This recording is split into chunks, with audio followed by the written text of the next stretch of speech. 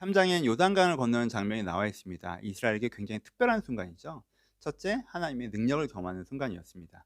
이스라엘이 여리고를 점령하려면 요단강을 건너갔어야 돼요. 그러니까 여리고를 점령하려고 할 때 만나는 첫 번째 난관이 요단강이었어요. 보세요. 이스라엘이 신사동에 있으면 여리고는 한남동에 있는 거예요. 이걸 어떻게 공격을 하냐고요. 공격을 할 수가 없잖아. 애초에 이 강이 여리고를 지키고 있단 말이에요. 이걸 건너려면 저기 상류까지 올라가야 돼요. 거의 강원도까지 가야 이렇게 건널 수 있는 데가 나온단 말이에요. 그러니까 아예 여리고를 공격한다는 게 불가능한 그런 구조라는 거죠. 한강으로 비교했더니 너무 이상해졌다. 이게 별로 안 중요한 예지만 사실 이게 좀 자세히 얘기하면 쓸데없이 자세히 얘기하면 요단강은 되게 좁은 강이었어요. 그러니까 강이라고 할 수 없는 좁은 강이 그러니까 걸어서 건너면 건널 수도 있는 되게 좁은 강인데 물살이 좀 셌고. 근데 어떻게 되냐면 보세요. 이렇게 걸으면 걸어서 건널 수 있는 강이긴 하지만 물살이 센 강을 건너려면 어떻게 돼요? 막 무거운 거 이렇게 다 이렇게 짊어지고 이렇게 허부적허부적 이렇게 가야 되잖아요. 근데 우리가 지금 여행 가는 건 아니죠. 지금 공격하러 가는 거죠. 그럼 반대쪽 여리고 입장에서는 어떻게 하겠어? 요단강 건너오기만 기다리고 있겠죠. 거기에 쫙 칼 들고 궁수 배치하고 요단강 건너로 사람들이 진입하게 하면 거기서 그냥 화살 쏘고 칼로 뭐 이렇게 할 거 아니에요. 그러니까 여리고 입장에서 "요단강만 건너와 봐. 니네 아주 그냥 작살을 내줄 테니까." 이런 그런 이스라엘에게 가장 싸우기 위한 첫 번째 불리한 지형이 요단강이었다는 거예요. 그래서 뭐 한강 같은 아까 그런 느낌은 아니고 실제 조건이 그러니까 어찌 되었건 핵심은 이스라엘이 여리고를 점령하려고 할 때 가장 먼저 넘어야 하는 하지만 넘을 수 없는 환경적인 난관이 요단강이었어요. 근데 하나님께서 어떻게 하세요? 요단강을 마르게 하시죠. 그러니까 여리고 입장은 기가 막힌 거지. 이게 니네 건너올 때 우리가 공격해야 되겠다고 생각했는데 갑자기 물이 말라버리고 얘네들이 그냥 걸어서 평지처럼 건너버리니까. 그쵸? 이 하나님께 이 난관을 없애시는 거죠.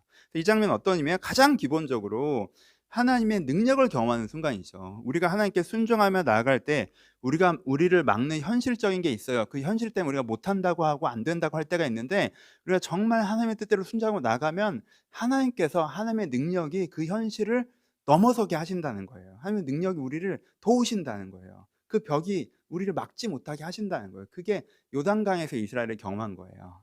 이게 진짜 소중한 거예요. 우리가 얼마나 자주 적용까지 하면 안 돼. 우리가 얼마나 자주 내가 이게 맞긴 한데 또 그렇고 싶긴 한데 환경이 안 돼요라고 얘기합니다. 근데 하나님께서는요. 정말 거기 하나님이 인도하시는 길이 이게 확실하게 우리가 믿고 나아가면 그 환경을 도우세요. 그러니까 걸어가 보셔야 돼요. 발을 내디뎌 보셔야 된다고. 뭐 이렇게 뭐 너무 길어지면 안 되고 두 번째 이 장면은 이건 이 요단강을 건너는 장면은요. 언약이 선포되는 순간이에요. 다시 이스라엘에게. 그냥 이스라엘을 건넌 게 아니죠. 가장 먼저 뭐가 가요? 이 장면을 제일 많이 묘사하잖아요. 언약궤가 들어가죠. 그랬더니 이들을 건널 수 있게 된 거예요. 그럼 그게 무슨 메시지예요? 야, 앞으로 너희들을 도와줄게 이게 아니죠. 난 니네 편이야 이게 아니죠. 뭐예요? 너희가 언약을 믿고 언약을 성취하고자 한다면 하나님께서 그 언약을 이루어 주신다라는 말씀이 되는 거죠. 다시 한번 그들과 언약을 성취하는 거예요. 너희가 선함의 언약, 너희가 사랑의 언약, 하나님의 아름다운 세상을 만든 그 공동체의 언약을 믿고 내가 나 혼자 잘 먹고 잘 살고 이런 게 아니라 정말 그 언약을 믿고 그 언약을 이루고자 할 때 하나님 내가 그 성막의 언약으로 내가 영혼 구원 받기 바랍니다. 내가 선한 사람이 되길 바랍니다. 내가 사랑하는 사람이 되길 바랍니다. 그래서 우리가 하나님의 선하고 아름다운 나라를 세워가며 그것으로 세상을 아름답게 만들어가는 사람들이길 바랍니다. 그 언약을 저에게 주셨다는 걸 믿고 그 언약을 이루고 싶습니다라고 할 때 하나님께서 우리를 도우셔서 그 언약을 막아서는 모든 장애물들을 제거해 주신다고 하는 그렇죠? 그러니까 언약을 성취하신다는 메시지의 연속성에서 하나님의 능력을 얘기하고 있는 거죠. 그래서 두 번째 이것은 뭐예요? 하나님께서 언약을 분명히 성취하시겠구나라는 메시지가 전해지는 장면입니다. 세 번째, 이 요단강을 건너는 건 세례의 순간이죠. 요단강을 건너는 그 자체로 세례식이에요. 여러분 세례라는 게 뭐예요? 우리가 믿음의 고백을 드리면 그 믿음의 고백을 하나님께서 들으시고 우리가 새 사람 된 것을 물로 선언하는 물에 들어갔다 나오는 게 사실 세례를 통해서 이전 것은 사라지고 새 것이 되었다는 표현인데 그래서 이전의 나는 아니고 이전의 나는 사라지고 내가 이제 진정한 나를 찾는 새로운 내가 되는 그게 이제 세례식이잖아요. 그래서 1세대는 어디서 세례받았어요? 홍해에서 세례받았잖아요.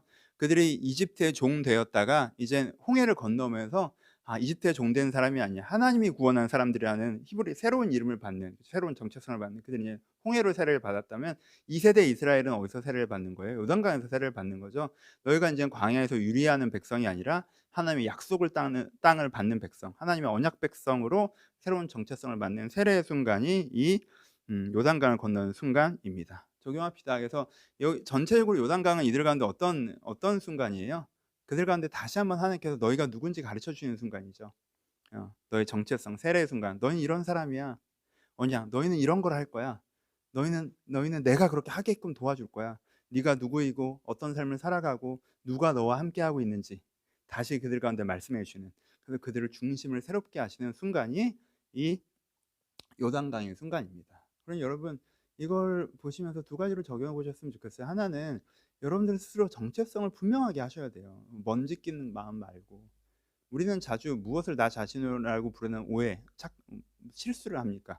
내 욕망을. "너 누구야?"라고 하면 나 이거 원하는 게 나야. 나는 내 정의를 이거 원하는 사람." 내 욕망으로 나를 부르고 내 환경으로 나를 부르고, 나 이거 갖고 있는 사람, 이 위치에 있는 사람. 아니죠. 내가 누구예요? 하나님 앞에 내 모습이 진짜 나죠.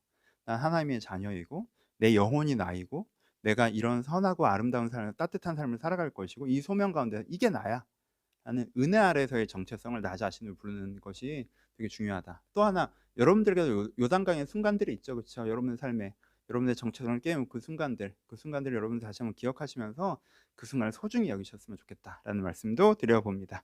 예, 문장들이 또 되게 은혜롭잖아요. 읽으시면서 하나님께 주시는 말씀대로 은혜 받으셨으면 좋겠습니다. 감사합니다.